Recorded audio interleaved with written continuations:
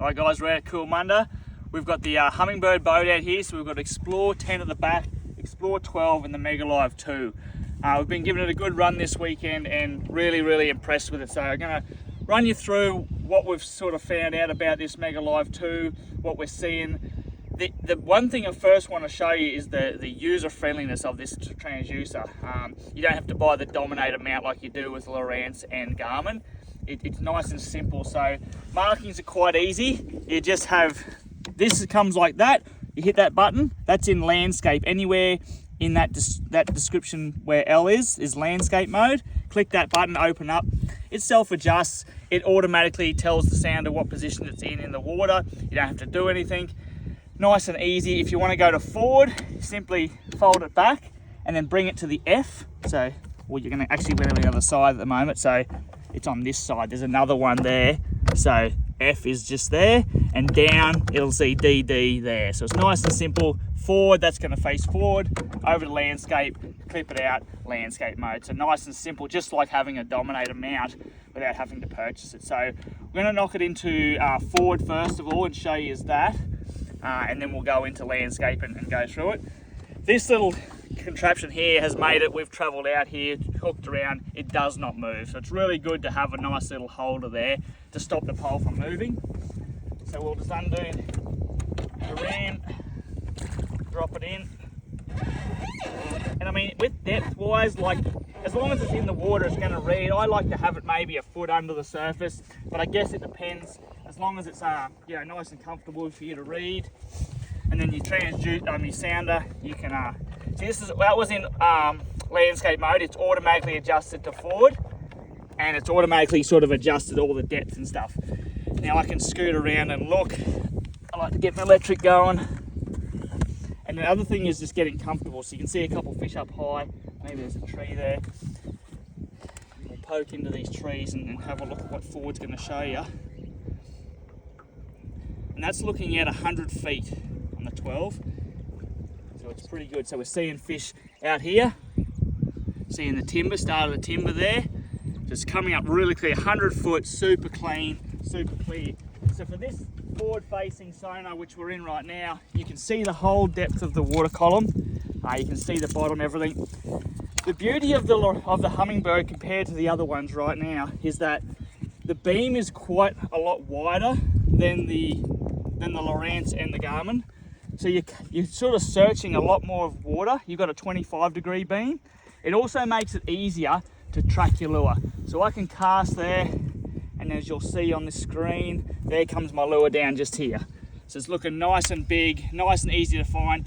You don't have to be as accurate. This beam being a lot wider is making it a lot simpler. Now I've drifted off and it's pointing a little bit to the left of where my lure is, but I'm still seeing it.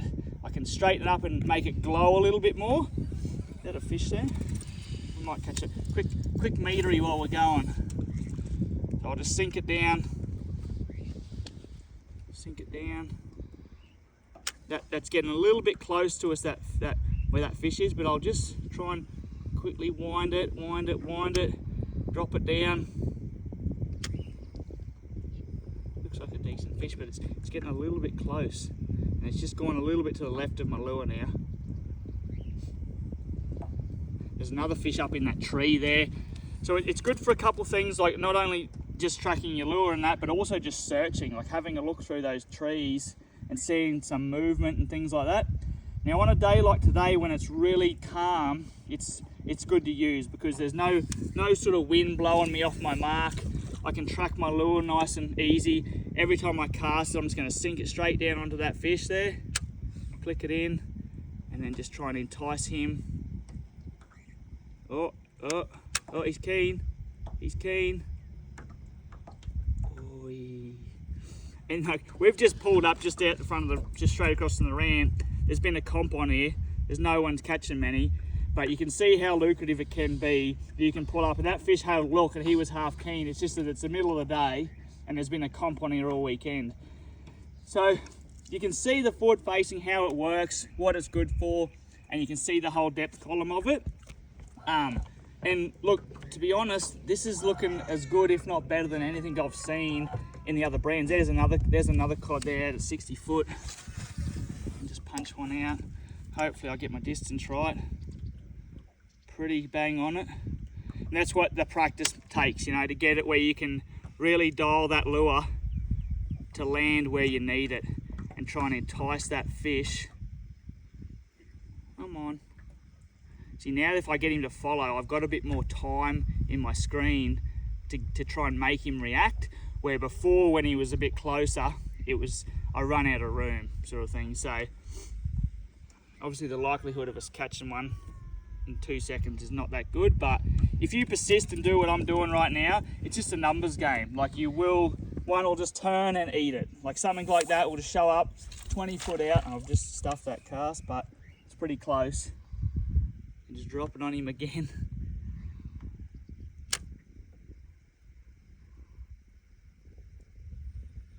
He's on the bottom of a tree there. I've caught my line in the branch. I've fouled up. So that's forward facing. Now we're gonna go over to the landscape mode and give you a good rundown of the landscape. Now there's a bit of sort of two parts to landscape mode, and this is where it gets a bit tricky, and this is where the different brands have different you know, abilities and what they can and can't do. So again, like I said, I'll just keep it rolling. We'll put this whole video up, but we'll also cut it into bits so you can cut it down. So now I'm just going to open that up like that, and then just click it into landscape mode. So I just want it nice and level, so it's just about there. As long as it's level enough, it's going to self-adjust pretty well, this thing. So the other thing we do with the landscape mode now is, you can see we've got a little bit of grease on this outer ball. It just helps it to maneuver a lot easier, and I don't do it up as tight. So what I want to do here is, at this point in time, right where I'm seeing my thing, I should be able to see my lure land because I'm facing towards the surface. So if we throw out here, might be out facing a little bit high. So you'll see my lure come in. There's my lure there. If the fish are deeper, and I have to push my beam down, that's why I was saying we can maneuver this pole back and forward. I can start to look down at the bottom, so you can start to see those laydowns out at the end there. So I'll just poke over to those laydowns. Now if I push it up and we can't see the bottom, I'll have better viewing of my lure. Is that a fish there? No, it's a bait ball. Just have a little cast at that ball of bait there. There's my lure just near that tree. Yep. And I'll just bring it past that, what I think is a ball of bait. So I'll just track past that ball of bait. Obviously not getting a reaction, but if that was a cod or whatnot. So there could be a fish out there. So the beauty of this one is that you're not having to move the pole a lot. Right now it's covering that top sort of 8 or 9 feet of the water. But I can also use it as a searching tool to look down at that snag. So I'll look down at that snag and you can see whether there's some shadows of fish moving. I can see the shadow of that tree, and maybe at the end there, not much. But it looks like basically what 360 looked like, but in live view. So I'm looking at a big area of water, and I can search, and a lot of the guys here at the moment, so if there's cod in those laydowns, which is what's been happening here, you're not necessarily going to see them unless you really look closely and you keep it on it for a long time. But another way you can fish it is just the fact that I know exactly where that laydown is under the water, which no one else could see other than if you have live scope. So if I point this pole at that laydown over there, I know exactly it's about 50 foot in front of me. So I can cast straight out there, sink it down. You're not going to track the lure on this case because we're pointing it down to the bottom. But I'm just going to let it sink and then just roll it over that laydown. And that's a way of fishing, and that's how a lot of the guys have been catching them here at the moment, is just finding different laydowns that no one else can see and just rolling a spinnerbait over them. So your lure tracking becomes a little bit trickier because you're angled down and your lure may take a while to get down into that beam. Where it is good for, what a lot of people are using this for the barra, is just keeping it up high. So where you can track your lure and looking for fish in that top, 8-10 foot of water. Then that way you can use a squirrel or whatever, throw it in, see it land, and then track and track your lure so you can see my lure. Sometimes it's hard on the video, but you can see it there. Now, if I was out in the deeper water where there wasn't a shallow bottom, the lure will come up a lot clearer. So again, when you're fishing maybe the main basin of an area, like say Mondrian or somewhere, and you're looking, and even at night what we're doing is looking for floaters. So we might be out 30, 40, 50 foot, but the fish are up high in the water column. And that's when this perspective works really good for locating the fish, throwing your lure near the fish and tracking it onto the fish. In this shallower water, it works quite well if you're keeping your beam angle up. But obviously if you're going to fish really shallow and look to the bottom and sort of glow it up like that, you're not going to track your lure as well, just because the beam angle is pointing more down and you're getting a bit of interference from what the bottom's coming back and showing you.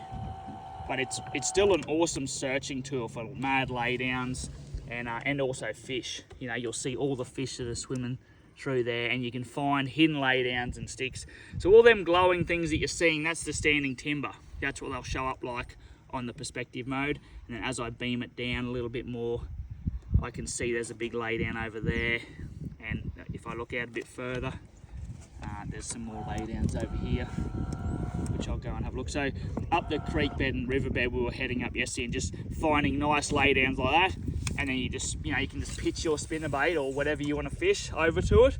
You may not, obviously if you're fishing out here on this laydown from this distance, you're not going to track your lure because I'm pointing it down, but you're still going to be able to fish that laydown before you get to it and see other stuff that other people aren't seeing. And then you will find that you'll see this lure come into play once once it gets a bit closer, especially if I've sunken it down a bit. But a lot of it's just practice, and it's just playing with your different beam angles and using it what suits to the lake. Every lake's different. Like we've found there's not many what you call floaters out here, like fish sitting high in the water column just cruising around. And that's where I'd have it up like this, nice and high. So that one that Nathan's pointing at there, like I can point my beam at that, track my lure, see where it landed, and I can run my lure in and track it because I'm beaming it up nice and high. But I'm not going to be able to see fish that are on the bottom. So usually lately when you're fishing at night or you're fishing in the dark time, we're getting a lot more cruisers, and you've been able to see them swim past, and you're also able to see your lure land and track it right past it. But then places like this where they're more likely hidden down in those trees and stuff, you've got a couple options then, is to just fish those. There's a fish swimming past that shadow, swimming past that tree into that next tree. And so I could cut him off. I know exactly what tree he's swimming past, and I've actually cast it but I'm too far gone now as he's moving quite quickly. And then also, like if I was going to fish those deeper fish that are cruising the bottom in this area, I may switch it to forward facing sonar as well, especially in these conditions with no wind and the things like that. So that's basically a rundown of it. Your perspective. You can, if you want to have a look at this pole, Nathan, just want to show you, like what we're doing is there's a real wedge beam that goes out like this. And so what I'm doing is I'm using it like that. So I'm looking up and down, scanning that beam up and down, as opposed to forward when the beam's wedged like this, and I'm looking at it like this back and forward. So this is your perspective, up and down, looking at the water column with a large wide angle. Forward's the opposite way, and I mean you get better. What you'll see is if I have it facing up high, I'll be able to see my lure land in this area. When I point it down, I'll only see my lure once I sink it right down there basically. So it depends where you're fishing, but I'll fish it down like that just to find hidden structures that you may be able to fish. And that's what has sort of come up this weekend, is that people aren't really necessarily watching the fish eat the lure off the scope. They're using the scope to find hidden laydowns and then fish it 3 or 4 casts, move on, find another hidden laydown, picking up cod that way. So there's always different ways to do stuff. But overall, the Humminbird has performed really well, and as good as anything. Like I think it's probably the clearest I've seen, especially in forward and also out in the deep. I guess you're going to have those issues that you don't track your lure as well when you get into that 10, 8 foot stuff. So I've just flicked it into forward on the transducer, automatically comes up on forward in there. And then another thing we've been playing with, we obviously play with the depth and stuff, so if we want to bring it down, and also the range. So we've had it out at 100 feet, so everything's going to look quite small. You can zoom it into 80 feet, or if you're talking meters, you know, you might have it out at 30 meters or back to 20 meters. It'll just increase the image size. The other thing we've been playing around with is some of these sonar colors. There's this new one that they're using, is it Doppler? So really glows up stuff. And what the glowing up does, it just tells you where it is in the beam. Now this beam's quite wide, like I said. So if I was to land it like just outside the beam, it's going to show up sort of blue. But if I've landed it right in the beam, so you can see the red. So mine's right in the middle of the beam. So what I want to do is I want to see a fish. If I can get my lure looking red and that fish looking red, then they are lined up perfectly. If my lure's got red in it and the fish has got no red, it's a bit blue, I may be a little bit off to it one way or the other. And you can figure that out just by simply moving the scope a little bit left or a little bit right to where it glows up. And then you go, okay, well, my lure's gone out of the image now, but the fish has gone red. So that means it's a little bit to the right. So there's a little bit of trick and play to it to get really good at it. But at the end of the day, it's just practice, time on water, getting muscle memory. Well, first of all, you know, controlling your boat, but then also being able to, you know, spin these around, have a look at all these trees and see when you get this sort of stuff, you're looking for that movement, you know, something that's moving out of that tree, like that possibly is a decent fish sitting on the edge there. And you can just sneak up on it, see if he's swimming out. Sometimes they're hard when they're in that tree, but at least I've got a point of reference where that fish is because I know it's right next to the tree. So I'm going to sink it right on him. See if I can. He's not interested.